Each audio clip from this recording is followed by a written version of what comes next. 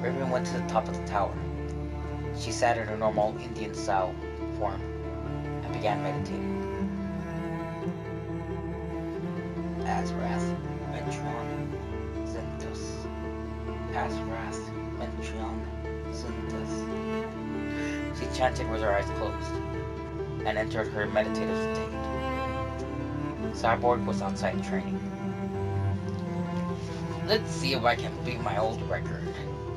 Let's try on level 5 this time, he said while putting up the training program. Oh yeah, Cyborg said as he began his training. Several minutes had passed.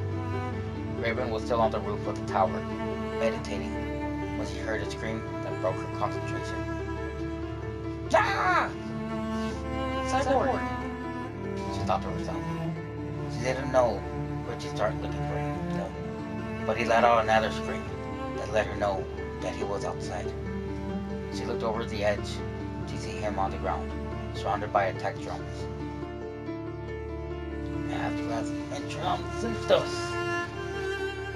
Raven chanted as she flew down, shutting off the training session. What do you think you were doing?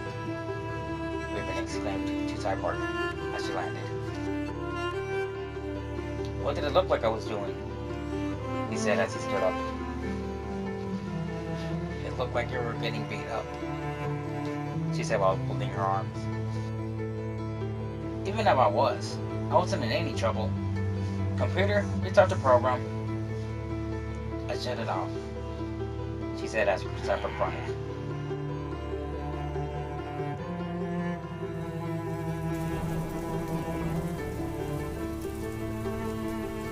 The sound of thunder came, along with falling rain. Great, there goes my day, Cyborg said. Raven used her powers to shield herself and Cyborg from the rain as they headed in. At first, they each had a shield, but it turned into one big shield because Raven started to walk closer to Cyborg. She noticed and pulled away, but they were already inside the tower. Cyborg looked at the clock. It was almost 6. Well, I guess I should get started on dinner, he said, as he clapped his hands together and rubbed them up and down with a smile. I guess that your happy beast boy isn't here. Damn right! Now I can make whatever I want for a whole week, Cyborg exclaimed. Raven shed a small smile while shaking her head. I'm going to my room. Okay, I'll call when dinner is ready, he said while watching her float away. No matter how many times I see that, I'll never get used to it, Cyborg said, while shaking his head and walking towards the kitchen.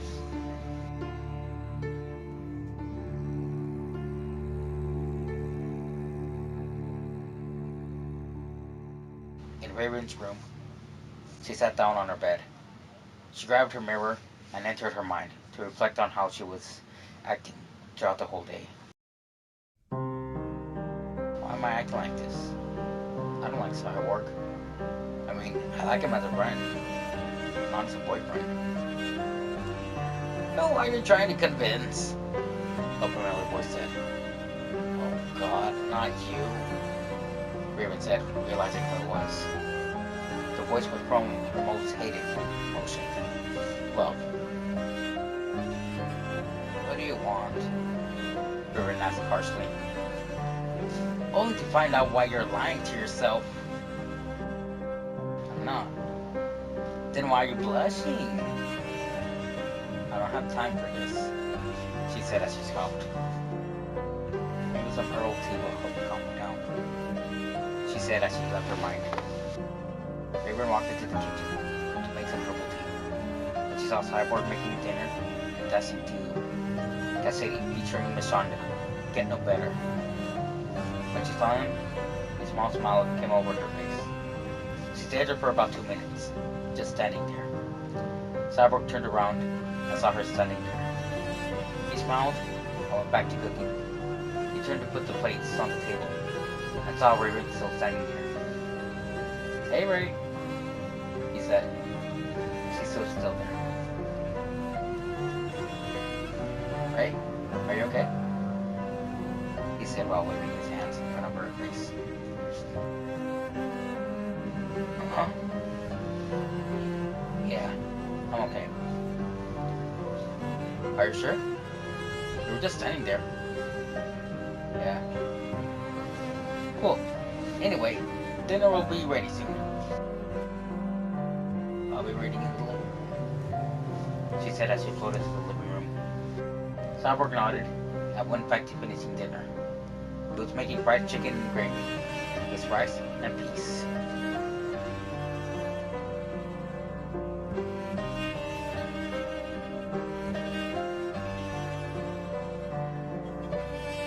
"Dinner's ready, Ray."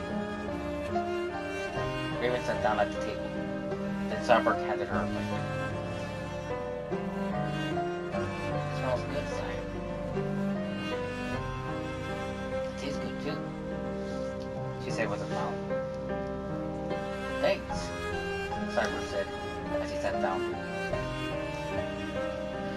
"I've always liked that cookie," Raven thought to herself. She shook her head, realizing what she was thinking, and went back to eating. Normally, they sat at opposite ends of the table, but they were sitting right next to each other. It was a nice and quiet dinner. Cyborg broke the silence with a light laugh. "What's so funny?" "It's the first time, Dad, you've ever called me Si." Raven got up to get seconds, so Cyborg went and see her blushing. When she walked back to the table, it was gone. These boy must be rubbing off on me. "Well, I liked it," he said while looking right into her eyes. She turned to eat her food, but on the inside, she had butterflies. They both finished what they had on their plates. Cyborg got up to put the dishes in the sink, while Raven sat there, still with butterflies in her stomach. "I hope you're not full, because I made dessert." "What is it?" "Blackberry cobbler," he said with a smile. He cut her a piece and placed it in front of her. Each bite was rich and full of taste. It seemed to melt in her mouth with every bite. "Cyborg?" "Yeah?" "May I ask how you learned how to cook this good?" "Sure. I was young. I would watch my mom cook dinner. As I got older and started spending more time at the lab with my father, I had to cook for myself. So I started looking in recipe books, watching cooking shows, because I liked it. I mean, I didn't want to become a chef, but it was fun making dinner. And my parents always loved it too. Yeah, I mean, it's hard to cook what I like with B always bugging me about what to eat." Both of them lightly laughed and finished their dessert. Cyborg cleaned up and washed the dishes while Raven went back to reading her book. But she couldn't because she kept looking at Cyborg. When he finished, he went to join her in the living room. She turned her head back to her book as he entered the room. "Let's see what's on the tube," he said with a relaxing sigh. They found a movie that they both would like. It was a horror movie, but a sci-fi movie at the same time. Cyborg got some popcorn and sat next to Raven. They both enjoyed the popcorn and movie. Cyborg played it smooth and slid his arm around her as they watched the movie. She noticed, but didn't mind. In fact, she leaned her head on his chest. Cyborg was completely shocked at Raven's reaction. He was so shocked that he missed the best part of the movie. But in his mind, he didn't miss the best part of that night. Cyborg went back to watching the rest of the movie. When the movie finished, it was 10 o'clock. So Ray, what did you think of the movie? She didn't answer because she was asleep. He picked her up in his arms and took her to her room. He tucked her in and left to go to sleep too. In Raven's room, she was moving around and talking in her sleep. Cyborg, hello, she said, but woke up short of breath. As she got up, I went to the kitchen to make some herbal tea. She sat at the table while waiting for her tea to heat up. She looked at the stove where Cyborg was cooking, and she drifted off, remembering the times that he made dinner. It was odd that he always sat next to her when he did. A noise woke her up from her dream. It was Cyborg coming into the kitchen. Oh, it's you, Ray. What are you talking about? I heard someone whistling, and I thought that Rob and the others came back early. But the whistling was the kettle. Raven ran to pick up the kettle. She totally forgot about her tea while thinking about Cyborg. Can't sleep? No. Want to talk about it? About what? Well, normally, people can't sleep when something's on their mind. It's okay. I'm fine. She said as she poured her tea. Raven went into the living room and sat down with her tea. Cyborg followed her and sat down on the corner next to her. Are you sure you're okay? He said, putting his arms around her. Yes, she said, sternly, while removing his arm from around her. This time she didn't mind. Okay, he said. He got up to get some water. When he turned around, he saw her asleep on the couch. He shook his head and took her back into her room. He tucked her in again and turned to leave.